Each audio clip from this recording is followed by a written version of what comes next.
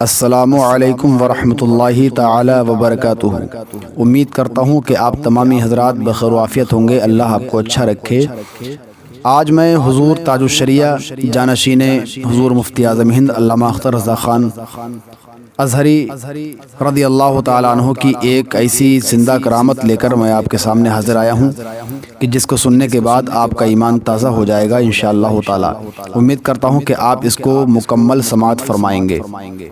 مفتی محمد سلیم اختر بلالی دربھنگا کے رہنے والے ہیں۔ ان کا بیان ہے کہ میں ادے پور راجستھان کے قریب سڑاڑا قصبہ میں امام احمد رضا کانفرنس سے خطاب کرنے کے لیے مدعو تھا، یعنی ان کی دعوت تھی۔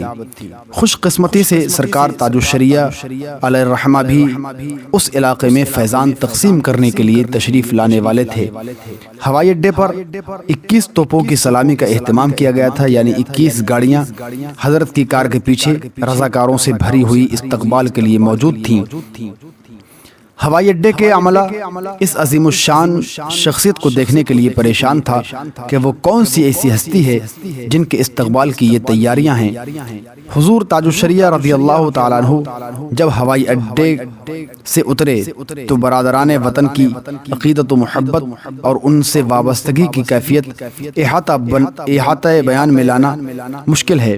پھر جب جلسہ گاہ میں حضرت رونق افروز ہوئے تو منتظمین جلسہ سے وہاں کے برادران وطن نے گزارش کی کہ حضرت کے دیدار کا ہم کو موقع دیا جائے۔ میں نے اپنی آنکھوں سے دیکھا کہ حضرت تاج الشریعہ رحمۃ اللہ تعالی علیہ عالمانہ جاہ و جلال کے ساتھ اسٹیج پر جلوہ بار ہیں، اور قطار در قطار صرف برادران وطن سامنے سے گزر رہے ہیں اور حضرت کے روبرو ہونے پر اپنے مذہبی انداز میں اظہار عقیدت کر رہے ہیں۔ یہ تو ان کا حال تھا، اپنوں کا کیا حال بتاؤں؟ ہر آدمی اپنا ہر کچھ نثار کرنے کو تیار تھا۔ عجیب عقیدت و محبت کا معاملہ تھا۔ یہ سب کچھ اس کا اظہار تھا جو رب کی جانب سے ان کو ودیعت کی گئی تھی، جسے لوگ مقبولیت فی الارض کے نام سے جانتے ہیں۔ اس سفر میں ایک عجیب بات یہ ہوئی، اب آپ حضرات سے میری گزارش ہے کہ یہاں سے مکمل طریقے سے آپ سماعت فرمائیں۔ کہتے ہیں کہ اس سفر میں ایک عجیب بات یہ ہوئی جسے میں کبھی بھول نہیں سکا، اور اکثر اس واقعے کو بتا کر ہم لوگوں سے کہتے ہیں کہ یہ حضرت کی بڑی کرامت تھی۔ معاملہ کچھ یوں ہوا کہ جلسہ رات میں ختم ہوا، صبح حضرت کی روانگی تھی اور مجھے بھی وہاں سے اپنے جامعہ اسلامیہ امانیہ لوام نگر دربھنگا بہار کا سفر کرنا تھا۔ پوری آبادی کے لوگ حضرت کو رخصت کرنے میں لگے تھے، حتیٰ کہ وہاں کے خطیب و امام مولانا طیب رضا صاحب جو حضرت کے مرید بھی تھے اور انہوں نے ہی مجھے مدعو کیا تھا، وہ بھی مجھے بھول بیٹھے تھے۔ دن کے 10 بج گئے اور میں تنہا اپنے کمرے میں ٹھہرا ہوا تھا۔ سارے قصبے میں چہل پہل، حضرت کی موجودگی کی رونق میں عجیب سا ماحول تھا کہ اچانک ایک آدمی میرے کمرے میں ناشتہ لے کر حاضر ہوا اور میرے قریب بیٹھ کر کہا کہ حضور تاج الشریعہ رضی اللہ تعالیٰ عنہ نے مجھے آپ کے پاس بھیجا ہے اور فرمایا کہ بلالی کو ناشتہ کرا دو۔ بعد میں کسی نے اس کا اقرار نہیں کیا کہ حضرت نے مجھے بھیجا تھا، یعنی بعد میں جب لوگوں سے پوچھ تاچھ کی گئی کہ ناشتہ لے کر حضور تاج الشریعہ نے کس کو بھیجا تھا، لیکن کسی بھی انسان نے اس چیز کا اقرار نہیں کیا۔ پتہ نہیں یہ مرد غیب حضرت کی کون سی خدمت پر مامور تھا۔ سرکار مفتی اعظم ہند رضی اللہ تعالیٰ عنہ کے بعد اگر کوئی اتنی مقبول شخصیت نظر آتی ہے تو یہ حضور تاج الشریعہ کی ذات بابرکت ہے۔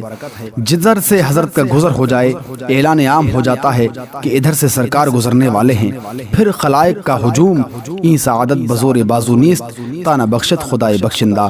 علماء اہل سنت بہار نے یہ محسوس کیا کہ حضرت تاج الشریعہ رضی اللہ تعالیٰ عنہ کا اگر دورہ ہو جائے اور لوگ حضرت کی زیارت سے مشرف ہو جائیں تو یہ سنیت کا ایک بڑا کام ہوگا۔ اس سلسلہ میں دربھنگا شہر کا نام آیا اور سرکار نے منظوری عنایت فرما دی۔ یہ بات حضرت کے تعلق سے کافی مشہور کہ حضرت لوگوں سے کم ملنا جلنا پسند فرماتے ہیں، خلوت پسند ہیں، تنہائی پسند ہیں، ازدحام دست بوسی قدم بوسی سے دوری پسند ہے، اور علماء عوام و خواص کا یہ حال کہ مجھے موقع ملے تو میں موقع لے لوں، مجھے موقع ملے تو میں دست بوسی کر لوں، مجھے موقع ملے تو میں قدم بوسی کر لوں۔ حضرت کا قیام دربھنگا میں مفتی ہالینڈ حضرت مولانا عبد الواجد قادری صاحب قبلہ کے دولت قدے پر تھا۔ حضرت کے ہمراہ مولانا محمد شہاب الدین رضوی بھی خادم آئے تھے۔ حمیدیہ قلعہ گھاٹ کے وسیع و عریض میدان میں جلسے کا اہتمام تھا۔ علامہ مفتی مطیع الرحمن صاحب قبلہ، علامہ مفتی مجیب رضا قادری صاحب قبلہ وغیرہ وغیرہ یہ سب پیش تھے۔ حضرت کا حکم تھا کہ کوئی دست بوسی نہ کرے۔ میرے ساتھ سارے علماء کو حصار کے لیے متعین کر دیا گیا۔ حضرت کافی خوش تھے کہ میری بات مان لی گئی ہے، یعنی کوئی آدمی میرے قریب نہیں آ رہا ہے۔ لوگوں کا ہجوم بے پایاں ٹوٹا، ہر کوئی اپنی آنکھوں میں اس رخ زیبا کے جمال کو سما لینا چاہتا تھا۔ عجیب دیوانگی تھی، عجیب ماحول تھا۔ حضرت سے موجود علماء نے نعت مقدس سنانے کی گزارش کی، فرمائش کی، جسے قبولیت کا شرف مل گیا۔ یعنی حضور تاج الشریعہ رضی اللہ تعالیٰ عنہ سے وہاں پر جو موجود علماء کرام تھے، انہوں نے نعت پاک صلی اللہ تعالیٰ علیہ وسلم سنانے کی گزارش کی۔ حضرت نے قبول فرما لیا۔ کیا بتاؤں کہ سنانے والا ایک عاشق رسول اپنے دل کی گہرائی سے محبوب خدا کی بارگاہ میں کلام پیش کر رہا تھا۔ ایک تو کلام کا اثر، پھر جب اسے محب صادق پیش کر رہا ہو تو اس کا اثر دو بالا سہ بالا ہو جانا فطری تھا۔ ایک پرکیف ماحول سارے مجمع پر طاری تھا۔ کچھ لوگوں نے سوچا اچھا موقع ہاتھ آیا، حضرت کلام پڑھ رہے ہیں، چلو کچھ نظر بھی دے دیں گے اور اسی موقع پر دست بوسی کا شرف بھی حاصل کر لیں گے۔